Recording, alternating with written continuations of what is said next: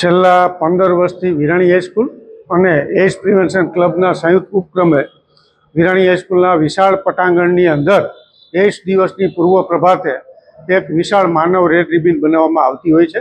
આ વર્ષે પણ વિરાણી હાઈસ્કૂલના ધોરણ 9 થી 12ના લગભગ 1000 જેટલા વિદ્યાર્થીઓ, શિક્ષકો તથા એનસીસીના 100 છાત્ર દ્વારા એક વિશાળ માનવ રેડ રિબન છે એ બનાવી અને લોકોની અંદર એઇડ્સ પ્રત્યે જનજાગૃતિનો સંદેશો છે ફેલાવ્યો હતો।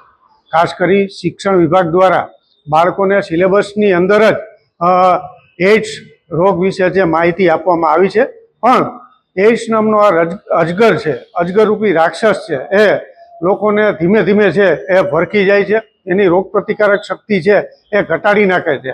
એટલે બાળકો તો આ રોગ પ્રત્યે જાગૃત છે જ, પરંતુ ખાસ કરી લોકોની અંદર આ એઇડ્સ પ્રત્યે જનજાગૃતિ આવે તે જ વિરાણી હાઈસ્કૂલના બાળકો અને શિક્ષકો છે એનો મુખ્ય સંદેશ હતો। આ ઉપરાંત આ વર્ષે યુએન દ્વારા આપવામાં આવેલ એઇડ્સ દિવસની જે થીમ છે તે છે માય હેલ્થ માય રાઇટ, મારું આરોગ્ય મારો અધિકાર।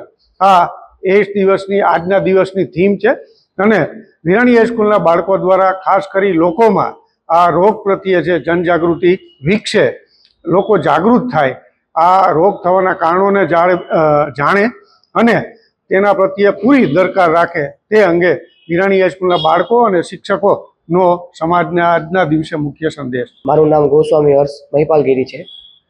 હું આ વિરાણી સ્કૂલમાં જ અભ્યાસ કરું છું। છેલ્લા 2 વર્ષથી હું આ સ્કૂલમાં અભ્યાસ કરું છું।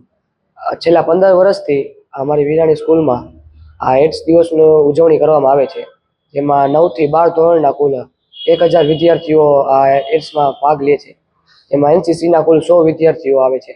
આજે કુલ 1000 વિદ્યાર્થીઓ હતા અને એનસીસીના 100 કેડેટ અને એનસીસીના ઓફિસરો સાથે આ ઉજવણી કરવામાં આવેલી હતી।